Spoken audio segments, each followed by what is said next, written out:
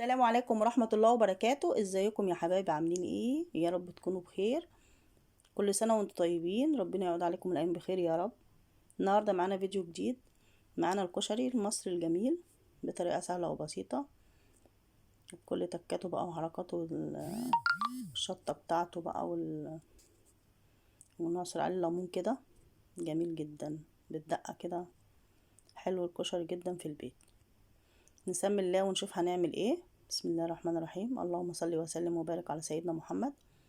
معانا الحمص نقعه حوالي 4 ساعات او اكتر. لو انت بقى ناوية يعني تعمليه من بالليل بيبقى احسن، فبننقعه فترة كبيرة يعني 3 4 ساعات كده. معانا المية هي هتغلي عشان المكرونة بوريها لكم. والحمص طبعا منقوع من بدري او من بالليل. هنبتدي بقى نشيل المية بتاعته نغسله، لان نفضي المية اللي كنا نقعينه فيها بقى ونحط مية جديدة عشان ايه نسلقه بقى ان شاء الله. حطينا بقى على البوتاجاز كده ومعاه كام فص توم كده. والمية بتغلي هتبتدي تغلي المكرونة. المية غليت هنبتدي بقى نحط المكرونة. معانا نوعين مكرونة، الاسباجيتي والصغيرة. ممكن تحطي كذا نوع اللي انت تحبيه، اللي هي الصغيرة خالص والاسباجيتي. بحب اعملهم بالاتنين دول. لو عايزة مكرونة كبيرة اي نوع بقى تحبيه تعملي بيه. حطي الصغيرة الاخرى اللي هي الصغيرة خالص دي.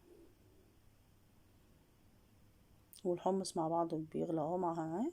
ونحطينا بقى المكرونة ونقلب كده تقلبتين ونسيبها تستوي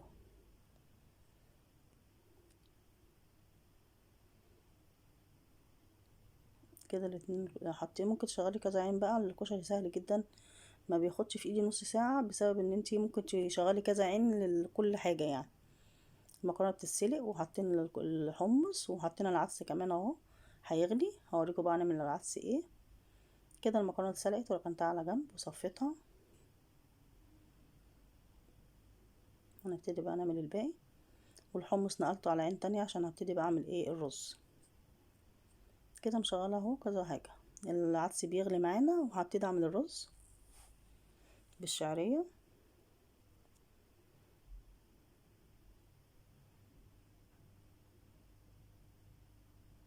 هنقلب بقى الشعرية مع كل الكشري بيتعمل بزيت بقى. بزيت يعني يكون حلو. نحط معلوش بسمنة ولا حاجة، بزيت بس بيبقى اطعم بالزيت. نحط شوية ملح على الحمص والشعرية احمرت معانا اهي. والرز طبعا مغسول. العدس طبعا بميته كده. هوريكم بقى نحطه على الرز. مش هحط على الرز لوحده بقى، بعمله مع العدس يبقى طعمه جميل جدا. في ناس بتعمل العدس لوحده بس انا بحبه اعمله مع الرز، يعني ولادي بيحبوه كده يعني بيبقى الطعم احلى. فانا بدي العدس غلوة كده، احط عليه شوية ملح واشوح الرز بقى واحمر الشعرية يعني واشوح معاه الرز. وبعد كده نحط الايه العدس نضيفه عليه على طول بميته كده. المية بتاعته بتخلي الرز طعمه جميل جدا والعدس بقى معاه.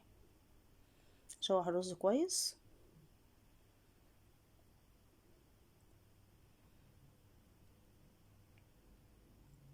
ننزل بقى بالمية بتاعة العدس كده معاه. نزود بقى ايه الرز.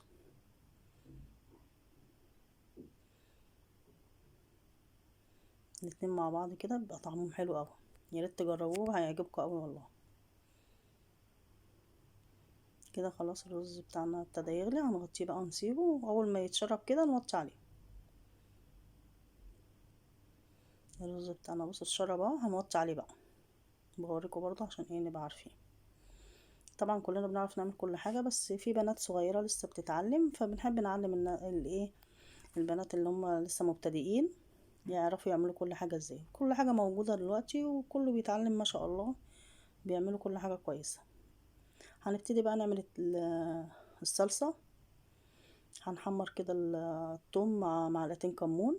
بس انا الكمون حطيته بس ما شفتوش. ونبتدي ننزل بالطماطم كده عاملينها في الخلاط. كده غليت معانا وجميلة اهي. الطماطم تكون حمرا وحلوة عشان ايه تحمر الكشري كده وتبقى حلوة الصلصة.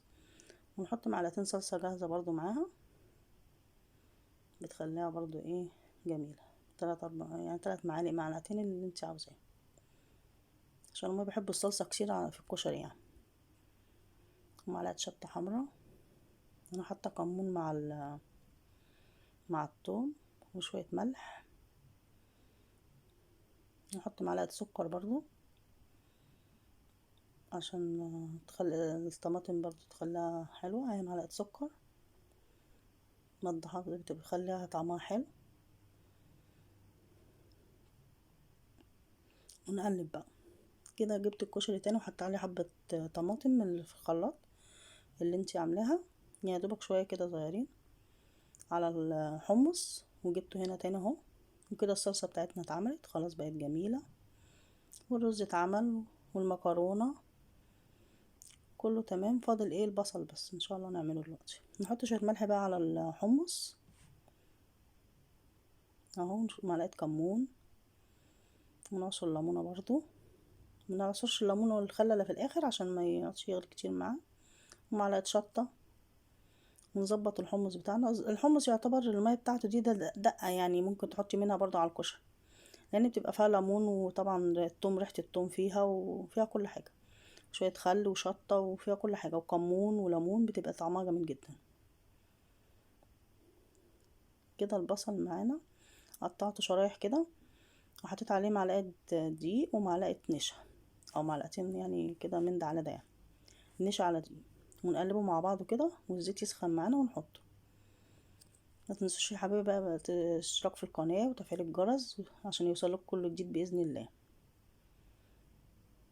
ما تنسوش برضو اللايك عشان بيرفع الفيديو. وربنا يوفقنا جميعا. كده الزيت سخن جامد وحطيت البصل ابتدى يحمر معانا اهو. وطفيت على الحمص بقى، استوى خلاص. كده كل الكشري اتعمل، ما فاضلش بقى الا البصل. خلاص اهو احمر معانا بقى جميل جدا. نطلعه بقى مقرمش وجميل. بصوا تمسكيه كده بيعمل صوت في ايدك من حطيت عليه طبعا حبة ملح برضو مع الدقيق مع النشا، بيقرمشه ويخليه جميل جدا. كده خلصنا كله. هشوح بقى المكرونه. الخطوه دي مهمه جدا، بتخلي المكرونه معاكي مش لازقه في بعضها، جميله. ولما تيجي تبتدي تحطي بقى منها، او لو سبتيها وفاض منك يعني، كل ما تيجي تحطي لولادك وكده فبتبقى المكرونه يعني مش لازقه في بعضها وجميله جدا. حبه الزيت دول بيفرقوا معاها، مع تقلبيهم فيها كده تسخنيهم بيبقى حلو جدا. كده خلصت كل حاجه اهو ما شاء الله. المكرونه جميله وقلبتها في حبه زيت سخنين، سخنتهم الاول وحطيتها فيهم. والرز استوى والصلصه معانا اهي. خدت منها شويه بقى عملتهم بالشطه كده، هوريها لكم على الطبق. كده خلصت كله ما شاء الله. الطبق جميل جدا والطعم روعه